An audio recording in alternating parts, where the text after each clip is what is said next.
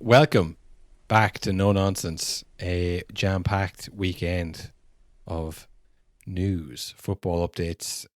You had it all. You had games, you had controversy, you had footballing draws for competitions that won't happen for another 6 months or more, actually. It all started on Friday, I think. Were you watching the draw, Will, or were you just waiting for the results? I had great intentions of watching the draw, and I stuck it on. I even gave it like half an hour. I said I'm not going to put it on at the Yeah, time because it's going to be talking blah blah of blah blah. course, of course. So Smart. I gave it half an hour and put it on, and I believe they were in their first video montage of the countries, which we'd seen from the qualifying draw. So I was like, oh my god, they haven't even started yet. Like the YMCA haven't even played yet, or the village people, whatever the hell was going on. So I ended up tuning out, but I just kept popping back in. Every time I popped back in, it was more insane than the last time I popped back in. Yeah, because beforehand, Infantino had said that it was going to be the greatest event in the history of humankind. I think what he said. I think he meant the World Cup. I don't think he meant the draw itself. I think he meant the World Cup, which, the next thing's always the best thing. But it does, even for the World Cup, seems to be a bit of a stretch. I think he said they're having 104 Super Bowls in 1 month. So picture that, Will. Picture the fanfare of 104 Super Bowls. Remember we used to laugh at Phil Neville saying there's 14 cup finals to come in this season. 140 Super Bowls is way more mental. Yeah. And sorry, actually, I'm wrong there. I attributed that quote. I think Landon Donovan has taken a big gulp of the Kool-Aid because it was him who said... He should know. He said it's going to be the biggest sporting event in the history of the world. And yeah, I mean, if the draw was something to go by, it's definitely going to try. It's going to try and pack as much as it can in there. I don't know if more is more. Is that the saying? Yeah. We've never seen an American World Cup like this before. I know there was a World Cup in America, but not this America. Not late stage capitalism America, where everything is WrestleMania. Yeah, it was a bit kind of... I don't know, because if you're trying to say like we're trying to grow the game, I don't know if FIFA even say that anymore, that they're trying to grow the game, or is it just like we're trying to make as much money as possible? Yeah. I think if you want to attract the American interest to be like we are a serious operation, then you have to like go way over the top.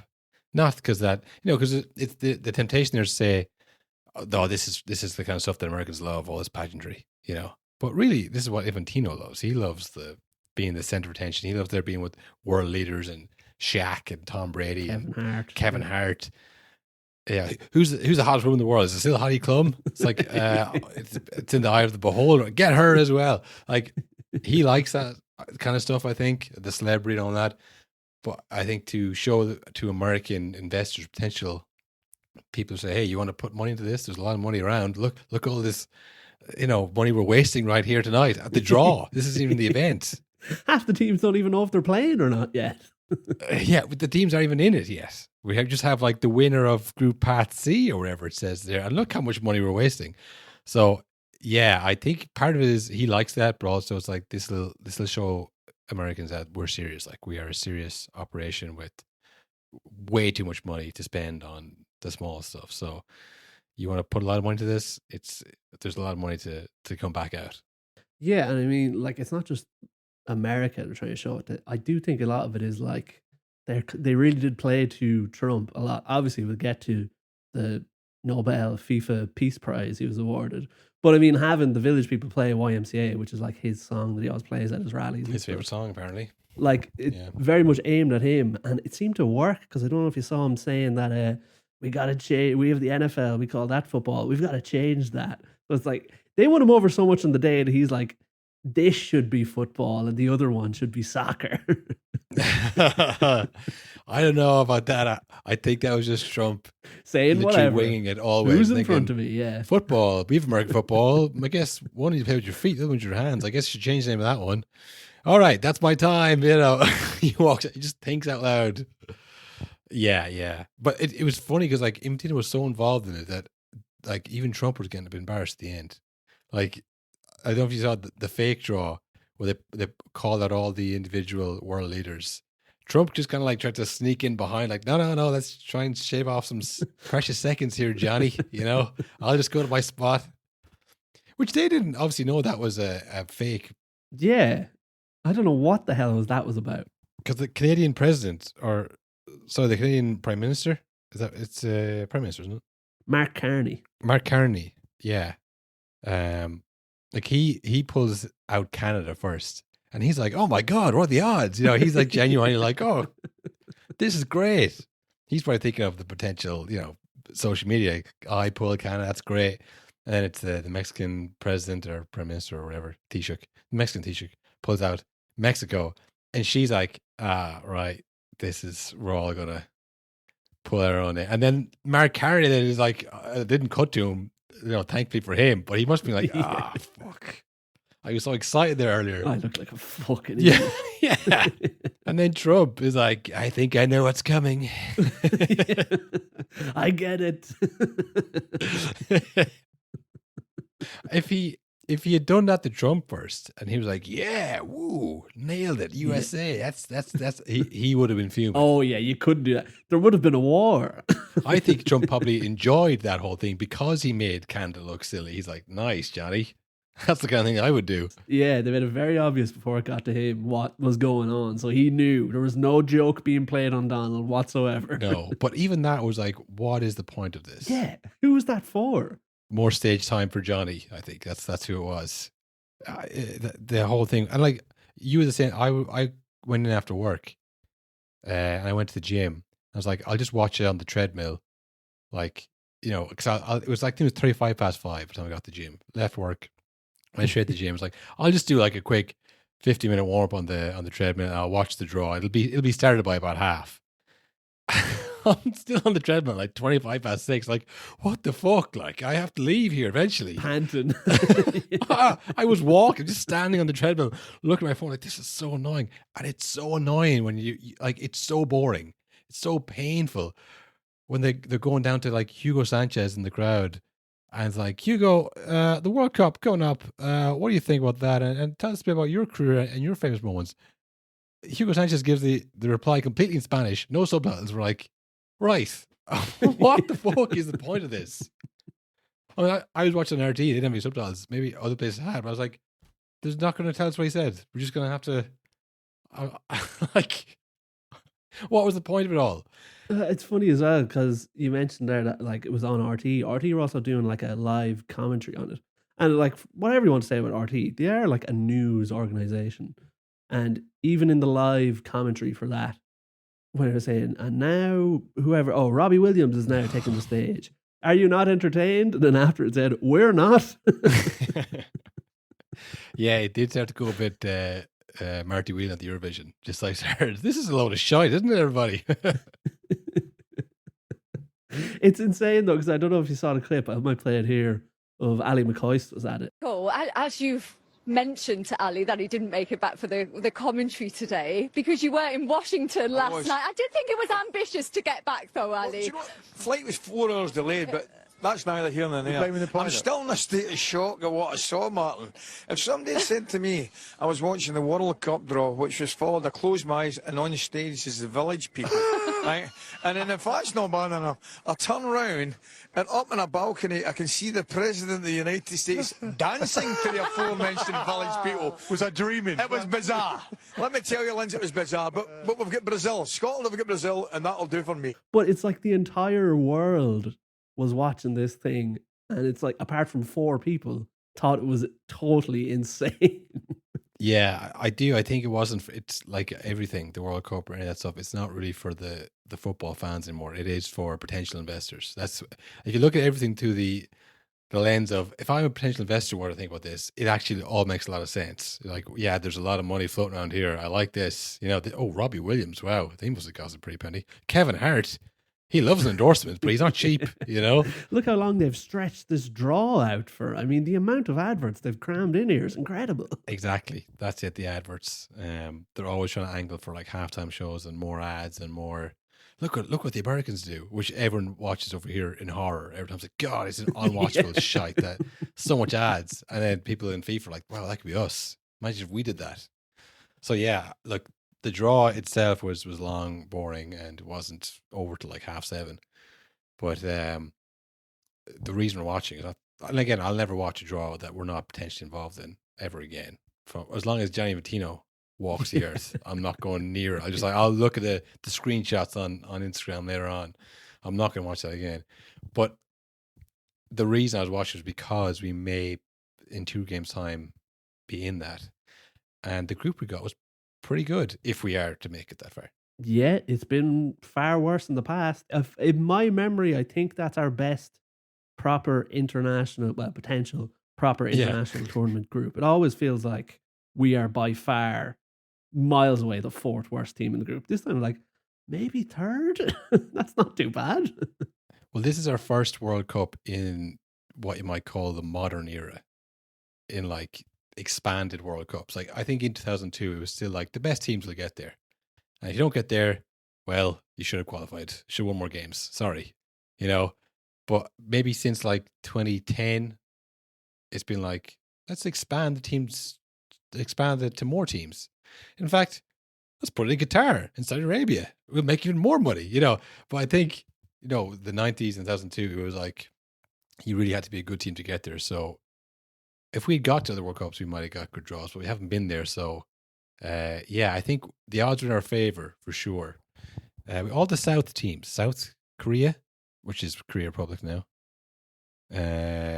South Africa, and Mexico, very much the southern team of the host teams. Not the worst. I mean, obviously Mexico are kind of middling, I would say, at most tournaments. This one, they'll be home games, which will, immediately bring them up a level. It always does. South Korea, they got Chan from or Hwang from Wolves, and they have Son from LA Galaxy. I think it's Galaxy, yeah. Yeah, as long as he's not playing for the USA team, we'll have to double check that out. I'm not sure if that ever went through in the end, but they're decent, and I think they should have beaten Brazil last World Cup. I think if I had to guess, it'll be Mexico and South Korea Korea Republic, who'll top that group, and we'll be upsetting one of them to get through. That's if we get there in the first place. That's how I see it going. I wish they didn't put us through the draw. It's killer. It's the hope that you're already picturing like, oh, how are the lads going to do in that heat? It's like they're not even close.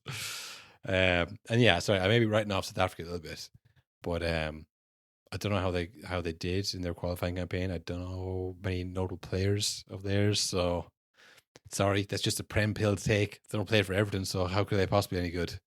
Yeah, after Czech runs its course, after the playoffs, if we get through, then we'll switch to some kind of South African pun and check them out.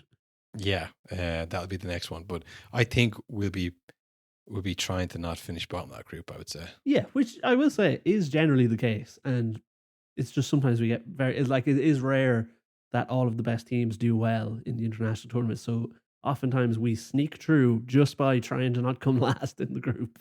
I mean, the last game we play is against Mexico. And like that, unless we're already out, but like that, it might come down to that. So that's what I'm looking at, thinking, that's tough, yeah. That would be, Budapest times 10 to go to Mexico and get results. Where am I going to Budapest to get results? Go to Mexico in the fucking Azteca Stadium with an entirely home crowd and like Troy Parrott scoring another 3 goals. It seems unlikely. I don't know. But I feel like if we're still in it at that point, it'll come down to the last game. And I was looking at that. And then also the game's really late as well if we do get there. Like 3 a.m. and 2 a.m. So not kind of social after work pub games, we'll say. It's very much staying up or getting up to watch them. Yeah, it's because I saw someone say it's Club World Cup hours for the games. And think how many people were watching Ireland or watching the Club World Cup in Ireland. I think it was just us who watched any of it. And I only watched it if it was on. I wasn't getting up to watch games, But I mean, look, we're long. Yeah, exactly. We're around long enough now that this might be it for another 20 years, 30 years almost. So we'll be up. We'll be there, 100%. But yeah, like I say, a long way away. A lot of games to be played before that happens. And speaking of, the Premier League also happens early Saturday. the 12:30 kickoff. Aston Villa will. I don't know if there's a guy in Birmingham who hasn't cut his hair, who's been waiting for those 5 games in a row, but they've done it. Maybe a Mike Whitmanshire hasn't cut his hair until Villa won 5 games, but they've won 5 games in the trot. They're now third. They toppled Arsenal with a last minute winner. I actually had a very similar reaction to the Arsenal players on the pitch. I'm sure you've seen the zoom-ins of them smacking the floor. I was watching in complete silence. Besides Sarah, she wasn't watching. I was just sitting on the couch looking at because I was coming back here. I was going back to Carlo afterwards, so I was just like watching this in the morning, bag packed, ready to hit the road. I was like, I'll just watch the game, and it was like, Nkape giving the ball away, Madueke needlessly kick the ball inside net. No, give right back to them. All right, well, one more chance, I suppose, for them. And then, bodies hitting the floor, desperate dives. I was just standing there silently watching, and then it goes in. I just smack my hands off both the table, and I get up and I stand. I look at the TV for the next 5 minutes, waiting for the VAR check, waiting for something to say. There must have been a handball there. Come on, give me something. We call that the reverse Troy Parrott, where you're waiting for the check. Like, it has to be ruled out, though. It can't be that bad. I felt, today I am Hungarian. I feel Hungarian. And I was just waiting, and then, no, VAR check, it's been awarded. That was the last kick of the game. And I just went, fuck me. And I turned around, and Sarah goes, is the tape okay? And look, that's what it's all about. That's what makes the wins so good. It's the rain, the calm sunshine, not the rain. And it was raining heavy, downpour on Saturday morning. Great way to start the weekend. But I mean, look, Aston Villa were great, and like I said, it's their 5th win in a row. They've kind of quietly gone on a bit of a run here. I think they're in 3rd, and who was this? Crystal Palace in 4th, I think. Villa 3rd, Crystal Palace 4th, City 2nd, of course. And 3 points behind Arsenal are Villa at the moment, which, I mean, again, remember, for a long period at the start of the season, it was like they haven't scored. They're the only team in the pyramid to not score a goal this year. It was that for a while. I think we identified this last year. The first, 10 weeks, pointless. Waste of time. Skip it. The points, they say you get 3 points to the game, but I'm not watching carefully enough. Are they actually adding those 3 points to games? Because see, now we're 2nd, 2 points off. Every single Man United game for the last 2 months, I think, has been like, they win this, they're up to 3rd. If they lose, they're down to 18th. But they always stay in 9th. So I don't know how that happens. Yeah, I mean, they're still 3 points off 4th. I tell you, someone should be a watchdog. Is the points actually being added and taken away here? Or is everybody just waiting for Christmas? Okay, now it's 3 points for games. It's obviously early days. We're not even halfway through. And if you were an Arsenal fan, I know also the players were smacking the floor like, oh, that was the moment. It's happening again, kind of a thing. Like this shouldn't happen. But I guess it is so early that if you were a pessimistic Arsenal fan, say they've had a good start to the season and that's it. I think they asked Unai Emery afterwards, or was like, are Villa in a title race? And he was like, ask me again in April, or words to effect. Because the first few weeks, even up until December, because I think there's 3 games or 3 or 4 games in 2 weeks in December, and once the dust settles on that, it's like, oh, okay, this is what the table's looking like. Now no one's going to be, 4 points off anywhere in 9th. You're going to be in a relegation fight, or you're going to be pushing for Europe. So, yeah, I mean, Arsenal obviously have been going well, but they're not that far ahead of anybody anymore. It's maybe taken a little bit of shape in terms of City being there. Villa and Palace, respectively. And respectfully, I'm saying this, Will, okay? There's always a team like that who's like, geez, if they stay in 3rd, and I know Aston Villa have been in Champions League, in very recent history, but it's the squad, to do that again now for the next half, plus the next how many games, it's really tough. Like, players aren't machines. Like, if the season was 20 games long, it would be a lot more competitive, of course. It's the 38 games plus your cup games and your European games. That's what eats away at teams. And like Emery said, in April, ask him again in April, because that's when it's really going to take its toll. So, yeah, this is just going to be a psychological battle, I think, for Arsenal as much as anything, because they have been going well. And City, are starting to hit a bit of form. Foden is playing unbelievably well for City. So, yeah, this is what Pep said. Like, we're starting to grow into it. We're getting there. Arsenal really have to get back on track and go, look, I know we always lose Aston Villa, so it's not that we're not getting better. We are better. We always lose to them. Chalk that off. Don't worry about that. Don't worry about that, right? They really have to regroup quickly, I think, and get some wins back in the table, because City are not going to let up. I don't think. I think they're probably going to, because the defense isn't as good as it was, but I think they have found a bit of form. And the only thing that if you are Tell, you'd say, like, City aren't unbeatable. Like, they'll drop points away. We just have to focus on ourselves, But yeah, it was a bad way to lose it. Last kick the game. It's it's really tough. And I tell you, Madueke as well. Like, I don't know what he was doing. This is the kind of thing where it's like, this is why people didn't want to sign him. Like, he's a bit like not that bothered because he's come off the bench. Like, there's one ball there where was hit terribly behind him, and he went, fucking hell. And he went to like leave it, and then he looked over where the ball was, like, oh, it's actually still in. He went to run for a bit, and he went, no, I was right the first time, it's gone. I was like, come on, man, like, you should be trying to get on the team. He's like, well, if they don't want to play me, they don't want to play me. It's a free country, do what you want. I think that's his reaction more so than like, I'm gonna fight for my place kind of thing. So when he got that ball at the end and he just like, struck it inside, I was like, that was never going in. You were never beaten from there. It wasn't even nearly on target, and you give it right back to him in this score. I was like, and the reason he's on, by the way, is because Saka is just not found any form this year at all. He's had a terrible start of the season, which is like the opposite of every other season, where he's been kind of carrying them for goals and assists.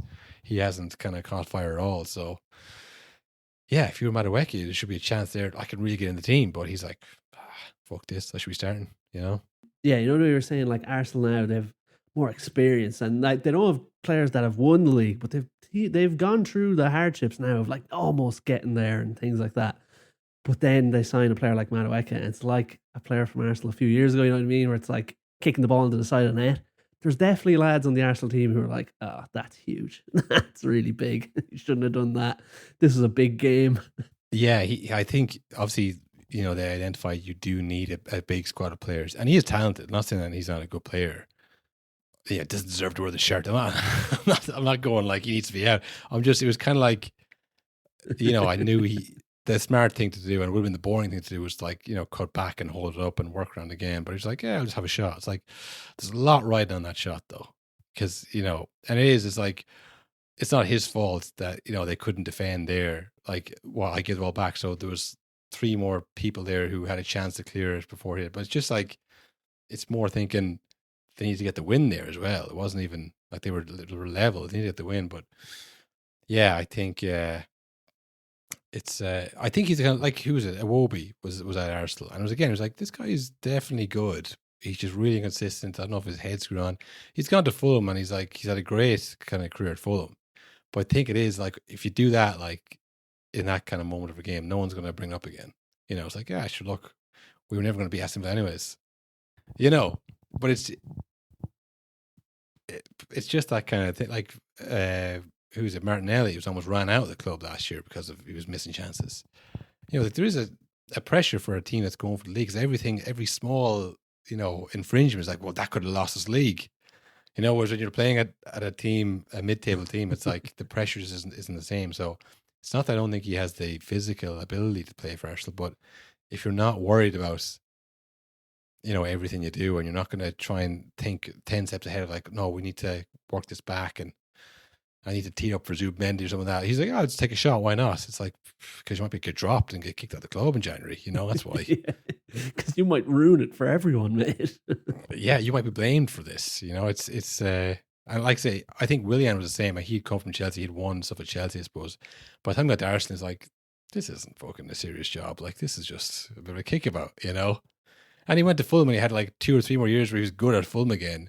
It's like, well, what happens? Like, because no one's watching everything he does. He's having every other good game, and everyone's like, yeah, that's grand. But like, if you really want to push on, it's like you need to be 10 out of 10 every game, and you're just not going to be. But yeah, when he did that, I was like, oh, he doesn't get it. He's not getting this. This is now your fault, even though it's not.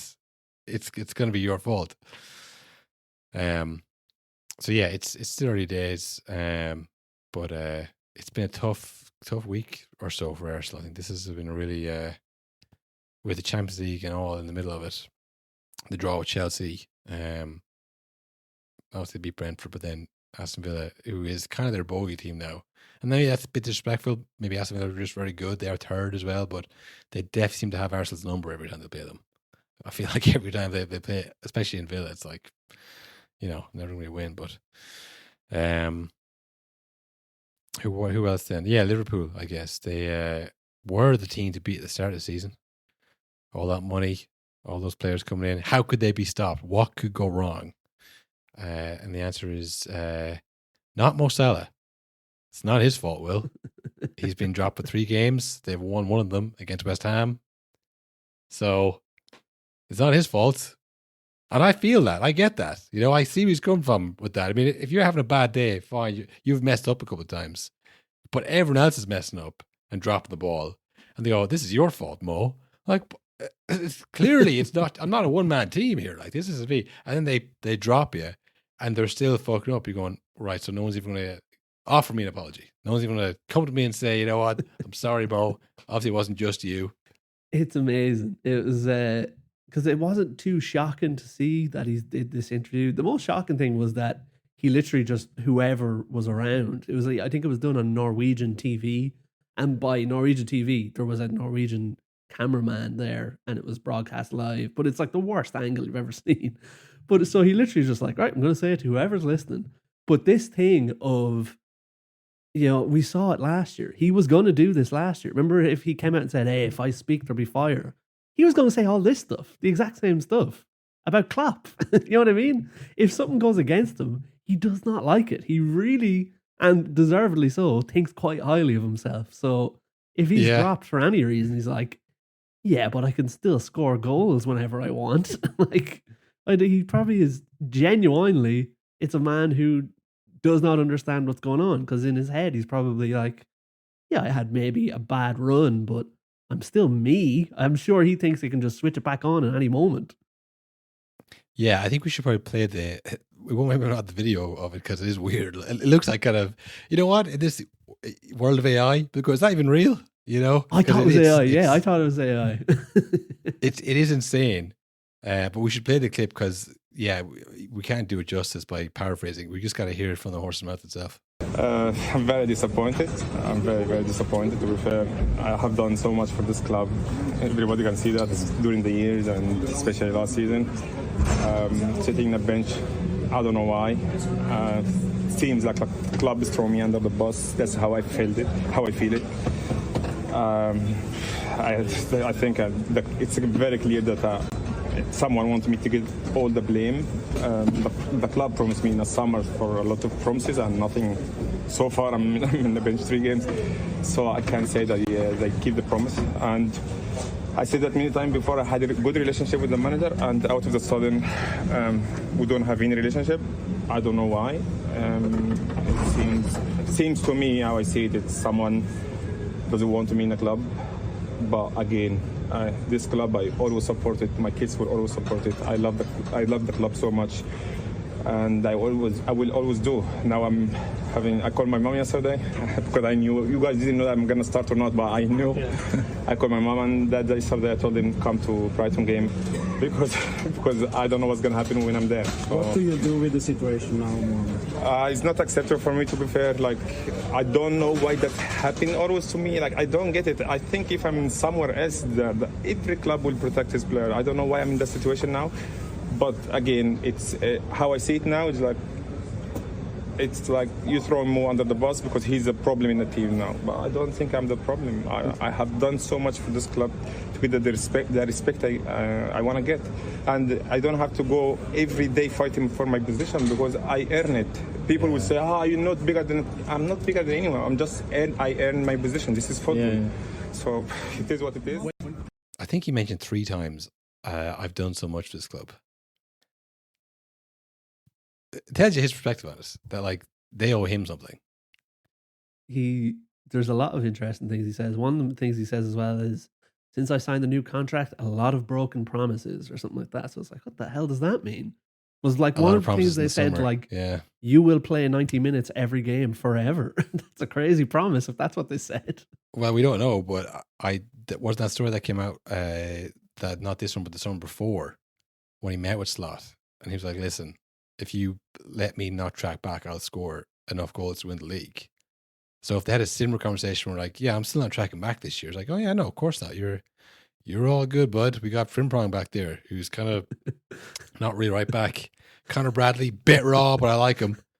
You know, you don't have to do any tracking back at all. No one's going to give out to you for not pressing. No one in the media is going to say, what's it? Did Hammond say it was embarrassing or pathetic? He said some very strong words in the Champions League with the RT were showing. And yeah, I think he said being thrown the bus. I mean, this is like one of those like an analyst, like 3 times he said me. Only one time he said Liverpool. He said being thrown the bus twice. So he had these talking points because he went out to the mix zone. So that's why he was like, whoever wants to hear this, like, and it's like seeing an asteroid apparently, because he only, that's one of the 4 times he ever talked to the press. The last time was the contract negotiation where he said, I'm more out than in. Do you remember that shit? Yeah. I mean, anytime Liverpool see him approaching a camera, they must think, oh, this is bad news. Something bad's going to happen right now. Yeah, it's either a contract thing or he's won the Champions League, apparently. That's the few times he's come out. Other than that, he's like, I got nothing to say. But when he comes out, it's always impactful because it doesn't happen very often. So it's a good strategy if you want people to take what you say seriously. But yeah, it's very kind of like an ultimatum, like, I guess. It's like, listen, I don't know what the fuck you're doing. You better sort it out and get me back in the team. I'm going off the African Cup of Nations. When I come back, if I come back, I want things to be sorted out. And that's like, and by the way, I've done enough this club. I'm not saying I'm big in the club. I'm just saying you fucking owe me. And then he just goes home. It's incredible. Doing it before AFCON is so insane because it has to be, it was a thought in his head of like, do I just leave it and I'll deal with it when I come back in a month? Or is he like, I could really cause a lot of chaos and then just disappear for 4 weeks and then they have to sort it and I'm not really around for it.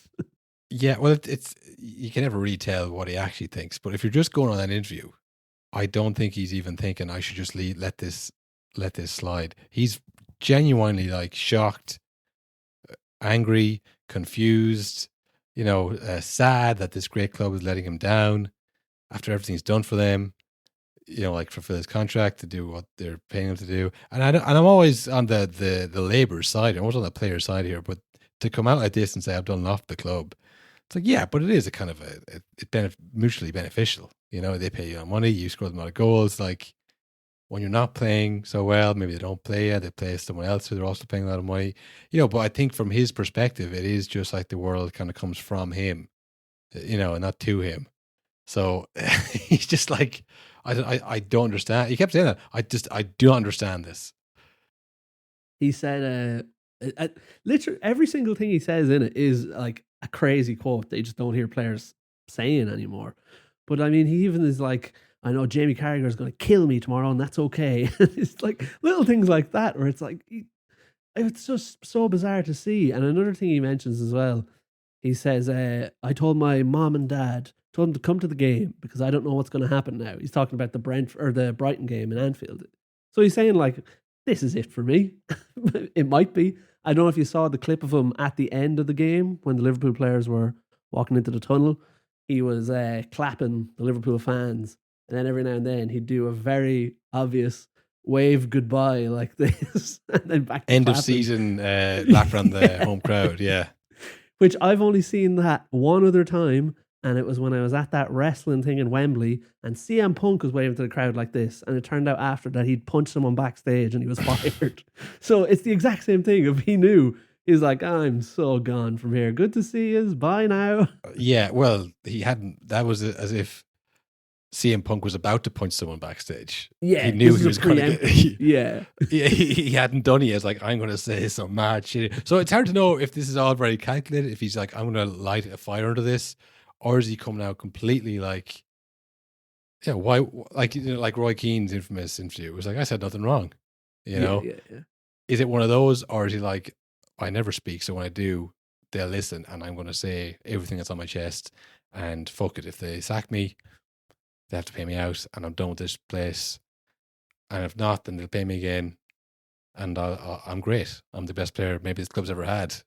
So, you know, it's hard to get into his head because it's not a normal thing. I think that whatever normal people, but most players don't do this. They just kind of say nothing and they, you know, deal with it internally or whatever. Or, you know, I think you'd say, right, just for the whole future opportunities with Liverpool and, you know, the legacy or whatever, you'd say, I'll just see out this season and quietly leave in the summer maybe.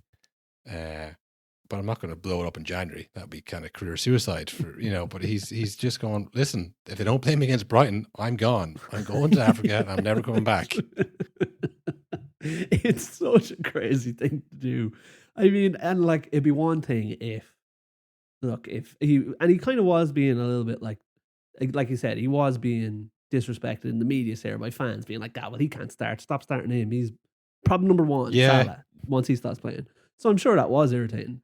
But like, he was only benched for 3 games. And like, I don't think that's blow up my whole career level benching.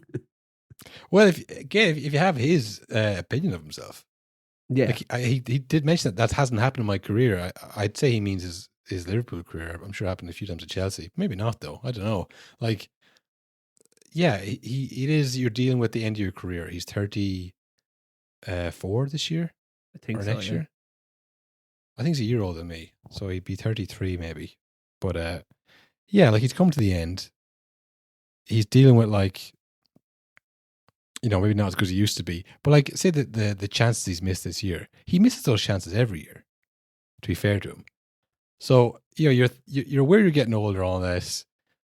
You're getting your hair done. I still look young. It's all good, you know. And then people are like, get him out. You're thinking that's because I think I'm old, but I'm still good enough. You know, you start to go a bit psycho in your head. You start to get a bit paranoid about these things, you know. And then you're thinking, oh, these fuckers, you know, everything I've done for them. You know, like, you can really kind of lose run of it very quickly. So, yeah, like, he's not playing the best, but you have seen over the last 3 games, like, it isn't all his fault. It isn't. Like, they were 2 goals up against Leeds. And they tried to hold it. They brought on subs, and they could see 2 more. And like I say, Salah didn't touch the ball. It was on the pitch, so it wasn't because he wasn't tracking back. You know, it wasn't his fault. So all these things are playing into his mind. He's thinking, like, this is a conspiracy. They're trying to do me. They're trying to throw me on the bus here. If they didn't want to pay me the money, didn't have to. Okay, I would have gone. But if you know, this is going on in his head. Ozzy's going out in the mix zone. Ozzy's waving goodbye to the fans. All these thoughts are going through his head, like, I'm going to fucking say whatever I want. He does say another crazy thing as well, and it's a mad thing to bring up because I don't have no memory of this. I don't know if you do either. But he says, he brings up a time, he says something that I thought of lately was Harry Kane once went 10 games without scoring, but the media was all, oh, don't worry, Harry will start scoring again. He'll come good again. But for me, it's, oh, he must be benched. But it's like, what are you talking about? Why? I have no memory of that. So like, when that happened at the time, that must have really stuck with him, that like, damn, they really like Harry. I'm sure they'll treat me like that whenever I have a bad spell, if that ever happens. Yeah, I don't remember that at all. He said that in this interview, or was this another time? No, this it's in the 7 minutes. He packed a lot in. Yeah, I guess we can't be the whole 7 minutes there, but you know, it's I don't know where this is going to go. I mean, do you go in January? If you're Slot now, I was saying get him out of here because he's trying to undermine me here. Like, he's pulling a real power move here. Like, I'm most someone wants me out of the club. He kept saying, yeah. He's saying, remember all the things I've done for you, all the goals I've scored. I'm still the best player here. I'm not playing for some reason. God knows who's in charge of that. He does mention he's like, by name. He's like, I have no relationship with the manager. Yeah. To be fair, he does. But you know what I'm saying? He's kind of putting at his door, being like, I'm a great player. This guy has come in and he's benching me. I'll tell you what, I'm leaving. It's me or him. If he's still there by the time I'm out at Africa Cup Nations, I'm not going back. Do with that what you will. And I think for Liverpool, if you are just like as a priest, I don't know what the manager, whoever the manager is, even if it's the ghost of fucking Roy Hodgson. I know he's still alive, but you know what I'm saying? It's like the worst manager you can think of. You still have to, you can't take the player side in this. The whole thing falls apart if you don't back the manager here. So I think he has to go if you're Liverpool. He has to go, but also the craziest thing is he probably could have just waited a few weeks. Do you know, like, I don't foresee Arne Slot turning this around anytime soon. They just threw away that game against Leeds. It could have been over that day if he just waited. But now there's no way they can sack him because it looks like they're Salah's club now. Well, this is what I mean in terms of like, maybe it is calculated, but also there's a massive ego there that's confident enough to play this card. Like, we'll see who they back, me or this fraud coming in. It's like they have to back the manager. Even if you're 100% right, you can't come out and say these kind of things. Yeah. You know? So, yeah, it is if it is calculated, he's miscalculated big time. Would you like to hear Arne Slot's thoughts on it? He was questioned today about them. Comments. Go on. So first of all, I will say Salah has been told he's not coming to the Inter Milan game. He's not on the plane. I'm sure he won't be shocked to hear. And the first question at Arne, well, I'll play the clip here. Usually I'm calm and polite, but that doesn't mean I'm weak. So if a player says, have these commands about so many things, then it's about us as a club to react. And we reacted in a way you can see now that he's not here. Hand on heart, do you think he's played his last game for Liverpool? I have no clue. I cannot answer that question at this moment of time. I'm a firm believer that there's always a possibility to return for a player. So, but that's not... So yeah, I can leave it with that, I think. And how was his reaction in the conversation you had today? A short one. Yeah, he's done. He's out. He's gone. Crazy. Gonzo. Crazy. I mean, it's similar to when Ronaldo had that phone now. He pulled that same shit. He was like, it's me or Ten Hag. It's like, well, then I guess it's Ten Hag. You can't back the player. Well, think of this, Kyle. Bald Dutch manager comes from the Dutch league, wins the trophy in the first year. Things start to spiral. Star player comes out in interview. Expensive transfers that did not pan out well. It's the exact same. It's crazy. Yeah, well, if they get rid of Slot or Salah, whoever's in charge of this transfer and I guess contracts and player retention, this has been unmitigated disaster. It really does look like as time goes on. Now, like Klopp has said, I was just tired. And I do believe that because it was incredible, the amount of pressure on that man for a few years. But I do think as well, he probably saw a lot of these things coming down the pipeline. He's like, I am at my fuck dealing with that. Away. Yeah, but keeping Salah on and then signing those players, and it's obviously really hasn't worked out. And Slot is I don't know how involved he was in did they ask Slot, do you want to keep Salah? Probably not, I would say. I wouldn't say he was involved in it at all. It probably happened before he got there. I'm sure they had the contract done at the end of last year, wasn't it? I'm not too sure. Yeah. Well, no, it's true. He was playing all last year with Slot. Oh, sure. Yeah. Sorry. I'm thinking. So yeah, last year was the contract year. Yeah. So, I don't know. I just feel like the whole thing has been terrible. Like all the money spent. Yeah. In the summer, it was like all the transfers and the players that are signing. Again, when two idiots like us on a podcast were like, that doesn't seem like that'll work. There's problems there that I could think might happen. I'm sure they're smarter than me. But then it was the same with the contracts. It was like, he's going to slow down as soon as he signs that though, right? And Van Dijk as well. That's an obvious one. Trent's probably going to be the most important of the three because he's young. Yeah, I thought they would keep Salah and they would lose Van Dijk and Trent. They kept Van Dijk, and the campaign to kind of undermine Van Dijk's career continues every week. There's always some, unknown Man United podcast. But people say he was the best in the world. Like, I'm not seeing it these days. Like, and last year when they won the league, what was it's so. I think Van Dijk is again. It's not the one player. And like I said, Salah misses those chances and takes those selfish shots every year, and he usually scores 25 plus goals. So it's not that he's doing anything different. I think maybe the midfield or the right back or whatever it's breaking down. But keeping Salah on and then trying to spend 300 million on players that weren't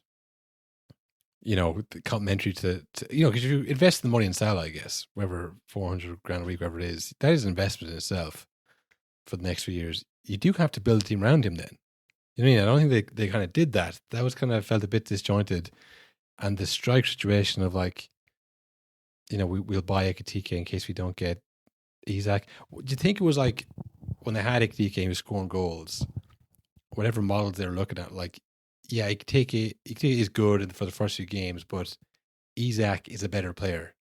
So we'd be kicking ourselves if we didn't have a better player. Like when it drops off and he finishes with 19 goals and Isak, scores 25 for, I don't know, whoever else, Arsenal or Newcastle, whoever would have had him. Maybe they thought naturally Isak will just come in and we'll have Ekitike as a backup. I don't know what the thing exactly was there, but yeah, whoever was the book stops in terms of like player retention and transfers, like they're going to have a tough end of year review, I would say. It's going to be like, this was not your best.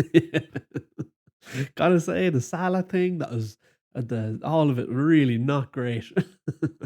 Yeah, there was definitely one person in the Liverpool decision making group who was like, I think we let him go. I think we get out of the top, and he's like, look up, I don't need to say it. I think you all know.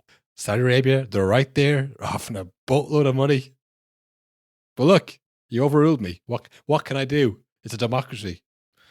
I think this is a real lesson for all the big Premier League clubs. Again, if Saudi Arabia come knocking and they're offering 140 million pounds or whatever for your top guy is aging, do it. Take it. It's never going to be as good as it just was with him. He's only going to get worse. You've got to take the money and get a new guy in. It's so simple. Yeah, it's 12:30 on Saturday night, and you're at the perfect level of drunkenness. You're not sloppy yet, but you're thinking, this is great. This is only going to get better from here on out. It's like, no, go home. Get to take you're one at, out. You're at the peak of the night. Yeah, when you're still conscious and you're not, but you think that you're able to speak to people clearly. That's when you go home, because it's not going to get any better than this. I had this similar situation in my Christmas party recently. Oh, yeah. Because I was out in the kind of a hotel somewhere, so I had a lift organized. So they were coming 12:30 regardless of how good or bad the night was going. So I was like, I'll just try and make it to 12:30 and get out of here. And by 12:30, I was quite enjoying myself. I was like, oh, I'm kind of feeling this. These people aren't so bad, And then it was like, I got the lift. I was like, yeah, no, I don't like the other guy. I got a lift. And then I woke up. I hadn't embarrassed myself. I'd seen other people embarrass themselves. Got out, not that hungover. And I was like, that was one of the best Christmas parties I've ever been to, because I felt fine afterwards. I didn't ruin it eventually, yeah. I didn't ruin it. I didn't end up in someone's house and think, how am I getting out of here? It was just, and that I think is the lesson. It's like, if you have a striker who's just scored 25 goals, but he's, wrong side of 30. If you have a top guy who's been at your club a long time, and again, he has like a freak season, he scores 30 goals, but the whole time he's scoring the goals, people are saying, wow, I can't believe he's still doing this at this level. You got to get rid of him as soon as they offer. Yeah, well, it's just like you're getting greedy. You've had a great night. You've had a really good night. You've had 6-7 years of Salah. What, you want 3 more? Come on, man. Well, that's the other thing as well. Is that he's on I think it is a 3-year deal, and it's like, yeah, okay, whatever about the first season. You would think when they first signed this, it's like, no way he's going to be as good in 3 years' time. He's not, he can't defeat time. Well, I suppose there's been examples recently in terms of players who've gone on longer than you would have thought. Like Lewandowski is still scoring goals for Barcelona. When he left Bayern Munich, they're probably like, yeah, we've got everything we can out of him. Now they brought in Harry Kane, who's slightly younger. And that's, I think, the key is if you have a replacement and you're getting money for him. At the time, I'm fairly sure that wasn't a free contract. Maybe I'm wrong, but if they got any money for Lewandowski at 32 and they brought in Well, they didn't bring in Harry Kane straight away. It was the year after, wasn't it? They had Choupo-Moting, I think, up front, and that was a bit of a disaster for them. I think they only barely won the league, so it was one of the worst seasons they've ever had. Until the next season when they lost Harry Kane. But, you know, at the time, I thought, sure, what's the worst that can happen? And then they go on, they lose the league for the first time in 10 years. You know, so there is obviously examples where it blows up in your face, where if they had kept Lewandowski, it would have, you know, been better for them. But for the most part, it's like, and again, we don't know the man. Maybe he's like this all the time. Maybe Salah's like this all the time, but he's scoring goals. Like, look, don't fucking bother him. Let him off. That's the thing. Again, like, I couldn't stop thinking about the argument he had with Klopp last. Remember, Klopp subbed him off after a bad game and freaked out on the side of the pitch. And he says something to him. Sorry, yeah. And then he was like, "What you say to me? Everything of this club." Yeah, you're throwing me under the bus, aren't you? Yeah, you want me out? I know your game, Klopp. Yeah, but like that day when he was like, "Oh, if I speak, to be fired," so he held back then. But he obviously, it's in him, and he's capable of doing this. But then I was also thinking, like, Sadio Mane, that whole thing. Do you know what I mean? Like, he's not an out and out team player. I would say. I'd say there's as long as I get my goal, then everything's good. You know. Yes. But before I get my goal, you better give me the fucking ball. All right, Mane. Yeah, so it's like it is. This has probably been coming a long time, and Liverpool doing so well has pushed it back every year. Well, like, he's in that team, right? It's him, and it's Alisson, and it's Van Dijk, and okay, before Henderson left, probably him. That's the leaders of the team or whatever. You know, it's kind of built around that kind of a core. In 2025, in the summer 2025, thinking, right, we need to kind of rebuild this, freshen up the squad with new players coming in, some of which in Salah's position. It's like, it's going to upset him a bit. You know what I mean? When you've given the contract and you keep him on, like, you know, I think they could have seen this coming a bit easier than we would have from the outside if they know his personality, you know. But yeah, I really do think this is the end of it.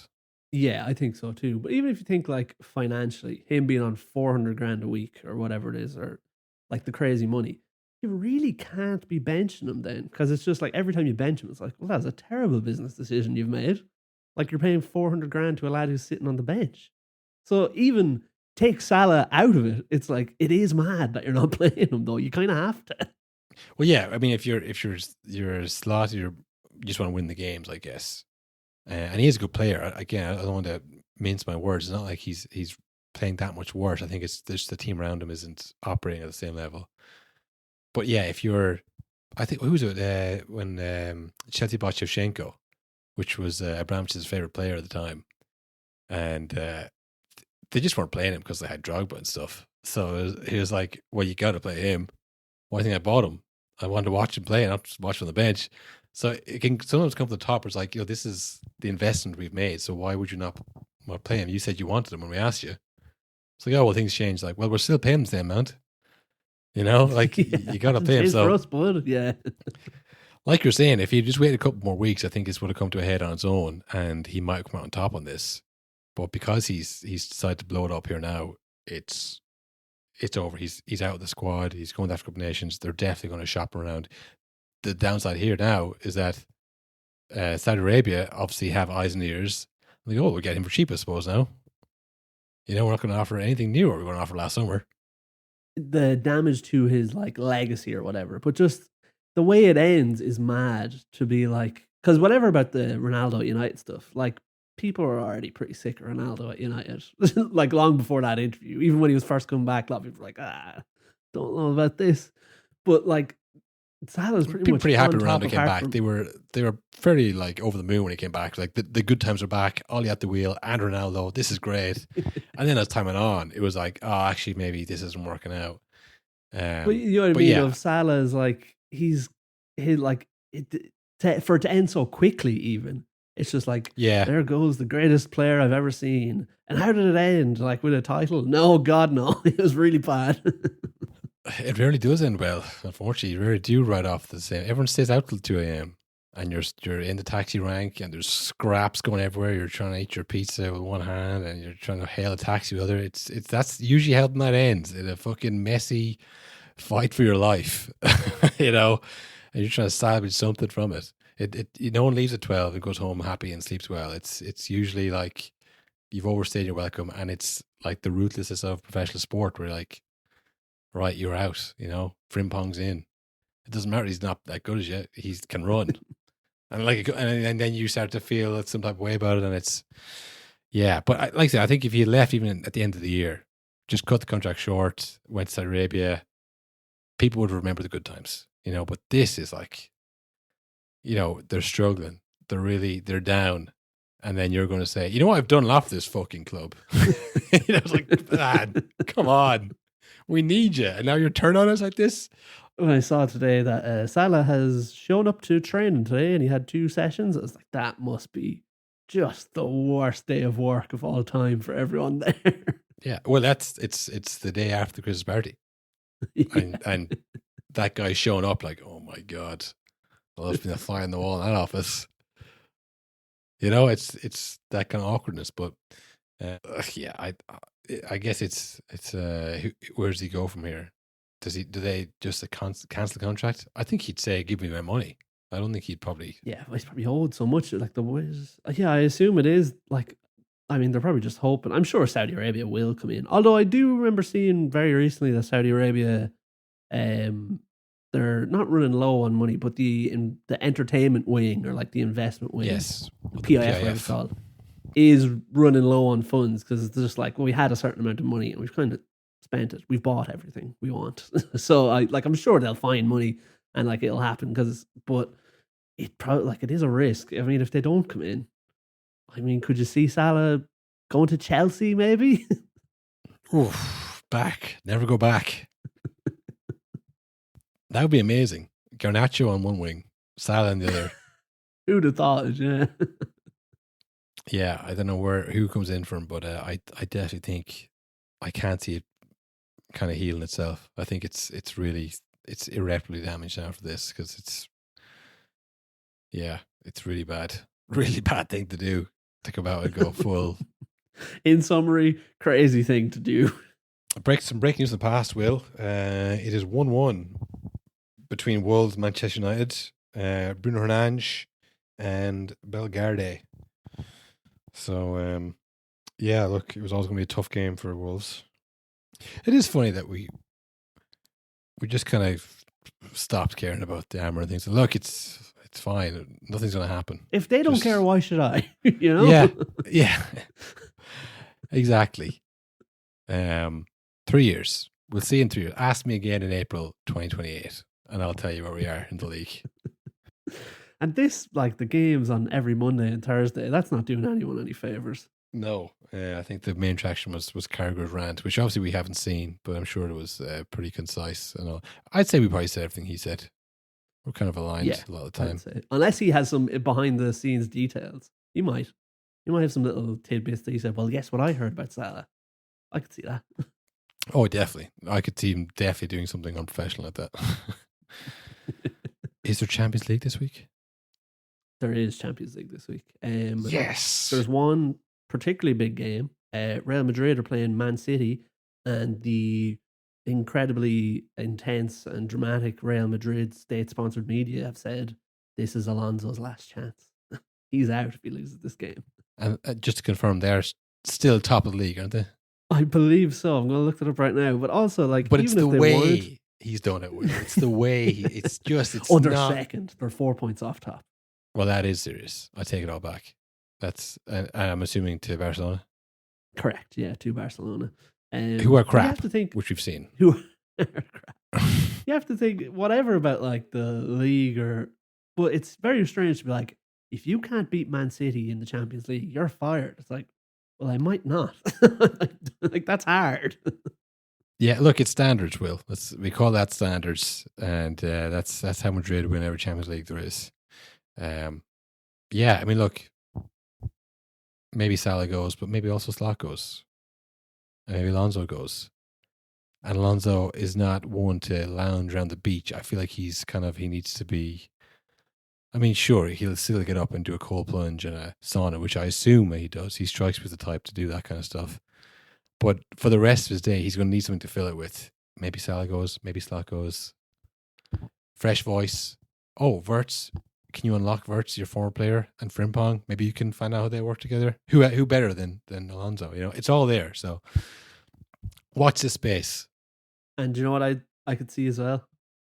I could see that happening. I could also see, it's going to take a bit of time to sort that contract out. There's going to be money needed from Madrid. The 3 games in the meantime, we get Gerrard in as interim. Who cares? We need to get some standards back. Maybe we keep Salah, get Gerrard in. He'll talk to him, probably win a game, and then maybe lose the next 2. But it's about what he came in when we were at our lowest, and then we get Alonso in. I could see that. That's crazy. So in this scenario, they keep Salah, get rid of Slot, bring in Gerrard. Liverpool are crazy. They've been crazy for like a year now. Well, this is it. For the last 7 years, they've done everything pretty good, and this has been a real kind of. When people were watching the 300 million, they're like, "This is mad. This isn't what they usually do." They've really gone off the reservation here this last year. I think they need to go back to what they were doing before. The last thing to do is to sack the manager, keep the vigilante player, bring in Steven Gerrard as manager to lay the groundwork for Alonso coming in. I mean, that would be great. It'd be great to talk about. But I mean, yeah, I think more likely it'll be Johnny Heitinga taking over for 3 games, winning 1, losing 1, drawing 1, and then Alonso comes in. Well, yeah, we'll see. But like I said, we got Champions League coming up this week. You want coverage of that? I want to say coverage. I mean, we don't have rights to the games. We're just going to be talking about them afterwards. Yeah. Well, you never know. Goldbridge has rights to Germany games, doesn't he? Or something like that, Bundesliga games? I've never once seen a Goldbridge Bundesliga clip since he got those rights. I don't know what they're doing. Does he have rights to the clips or just to broadcast the games on Twitch or wherever he broadcasts? Does he have his own broadcasting site? No, Twitch. No, YouTube. I've watched him on before. I've popped into him. I wonder if he's utilizing those rights. I'm not sure yet, but I got to check in with Goldbridge. We do not have the rights to Champions League. We've not outbid Amazon for the rights to Champions League. Not yet. Not just yet. No, we've been pooling our money. But with a few more Patrons, perhaps next cycle we can maybe throw a hat in the ring. I don't know how much they went for the Champions League rights, but I feel it's not even about money with Amazon. I think they'd find us and kill us before they even tried to outbid us. They just say, "Who are these clowns?" And they would do bad things to us. Kill them. Have them killed. Yeah. Yeah. So yeah, we got Champions League coverage in terms of talking about the games 48 hours after they happen. If that sounds interesting to you, we can do that on the patreon.com/NoNonsensePod. There's a link in the description if that address is incorrect, which I'm pretty sure it is. So just make sure you click the link. It'll bring you straight there. We'll be talking Champions League. We'll be talking about the inevitable Salah fallout, I'm sure, as the week goes on. Who knows? Maybe even Amber might be asked some tough questions after this draw with Wolves. Perhaps. I doubt it. I think it'll be fine. That's all coming up on the Patreon later on. So $4.50 a month. Please join. If not, we'll see you next week for more Prem reaction. It's a kind of reaction show. Think of reaction show. Show, yeah. When we say coverage, we mean reactions to other people's coverage. But not live, crucially. No. This isn't the box. Well, they're not even seeing it. Yeah. We're adjacent to the box. So we watch the games, but not live. They don't watch the games, but it is live. So, pick your poison there, whichever one you want. We'll see you next Tuesday for that. For everyone else, have a great week. Best luck. Good luck. No, honestly, that is nonsense. Nonsense. All nonsense. They say many garbage things. You don't know what you're going to get.